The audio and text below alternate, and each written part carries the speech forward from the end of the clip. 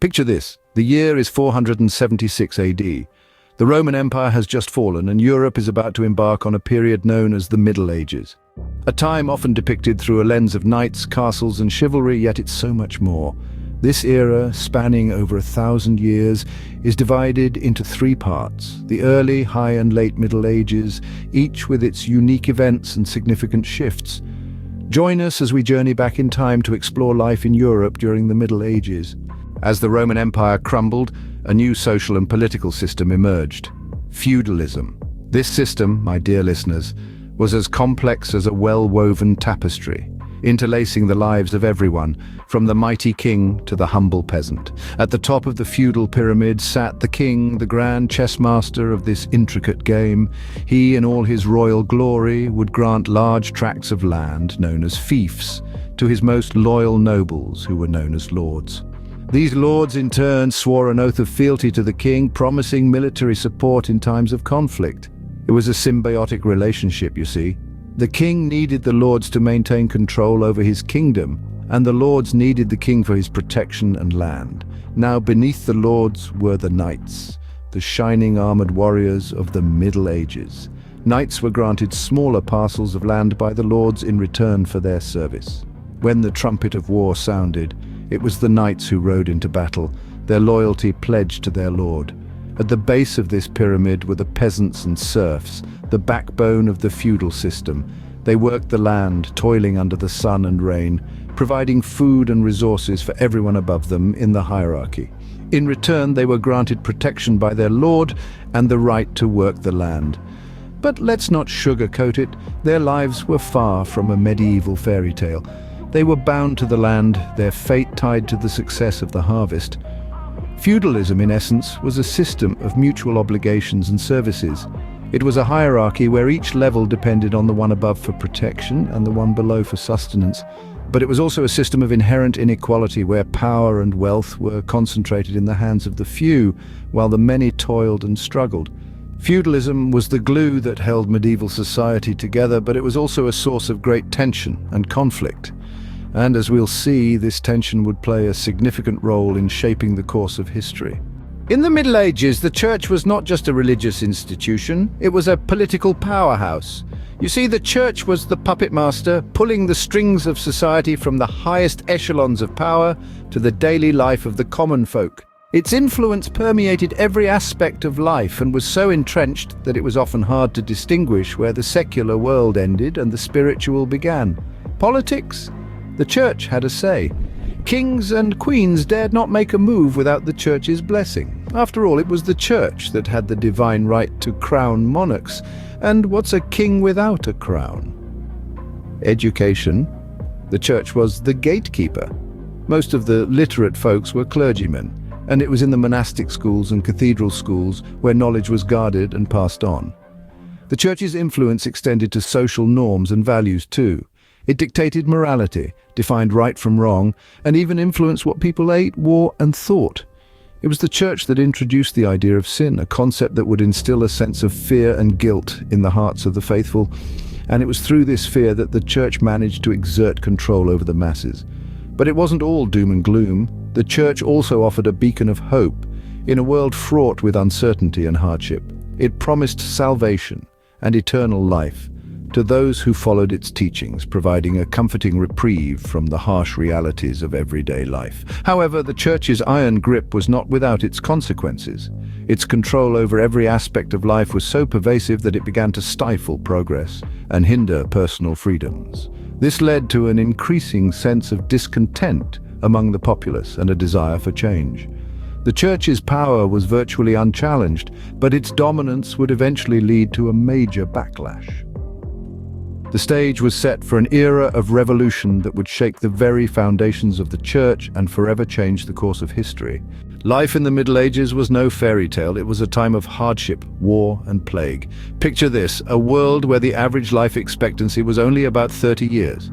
A world where the Grim Reaper was always lurking around the corner, ready to snatch away life in the blink of an eye. The daily life of an average person in the Middle Ages was indeed a constant battle for survival. The lack of sanitation was one of the prime culprits. The concept of hygiene as we know it today was virtually non-existent.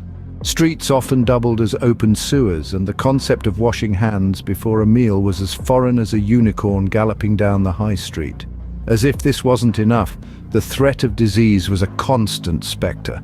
The infamous Black Death alone wiped out nearly a third of Europe's population in the 14th century. Other diseases like smallpox, dysentery and influenza were frequent unwelcome guests. And let's not forget about the endless wars. The Middle Ages were a time of almost constant conflict. From the bloody crusades in the Holy Land to the 100 Years' War between England and France, warfare was a grim reality of life. These wars brought destruction, famine and death, making everyday life a struggle for survival. But it wasn't all doom and gloom. Amidst the hardships, people found joy in simple pleasures. They celebrated festivals and fairs, they danced and sang, they fell in love and raised families. And despite the frequent wars, communities often came together, showing an extraordinary spirit of resilience and unity. In many ways, the Middle Ages were a testament to the indomitable human spirit. Despite the harsh realities, people adapted, they persevered, they lived. They found ways to survive and even thrive amidst adversity. So, while life in the Middle Ages was no fairy tale, it was a story filled with courage, resilience, and an unyielding will to survive. Despite these challenges, people in the Middle Ages found ways to survive and even thrive. By the 15th century, the Middle Ages were coming to a close, and Europe was on the verge of a new era. A series of profound upheavals were shaking the very foundations of medieval society. The Black Death, one of the most devastating pandemics in human history, had swept across the continent, leaving in its wake a trail of death and suffering. This grim reaper took no prisoners, felling both peasant and king alike, and decimating nearly a third of Europe's population. At the same time, the 100 Years' War raged on, a seemingly endless conflict that shifted power balances and reshaped national identities. This was a time of knights and castles, of valor and treachery, but also of monumental changes in warfare that would eventually spell the end of the knightly era. Amidst the gloom, a new light was beginning to shine. The rise of humanism, a philosophy that placed emphasis on human potential and achievements, was gradually eroding the Church's omnipotent grip. Scholars and artists began to look back to the classical civilizations of Greece and Rome, seeking inspiration in their wisdom and beauty. This was the dawn of the Renaissance, a period of rebirth and renewed interest in the potential of the individual. The Middle Ages were a time of darkness and despair, but they were also a time of innovation and resilience. And thus, as the old world crumbled, the stage was set for the birth of a new era, an era of enlightenment and discovery, an era where human spirit would soar to new heights, leaving the shadows of the Middle Ages far behind. We've journeyed through the Middle Ages, exploring a world of kings and peasants, of power and poverty. Let's take a moment to reflect on what we've uncovered. We began by delving into the birth of feudalism, a layered cake of social hierarchy with the king icing on top, the nobles and knights as the rich, velvety layers, and the peasants, the dense, underappreciated base holding it all together. This complex system, while not exactly a shining example of equality, brought order to a time of chaos and served as the backbone of medieval Europe. Next, we turned our attention to the Church, the unseen puppet master pulling the strings of power. The Church's influence was pervasive, reaching into every corner of life. It dictated not only spiritual matters, but also social norms, political decisions, and economic practices. It was a bit like that overbearing relative who insists on having a say in everything you do, only with the added ability to excommunicate you if you didn't comply.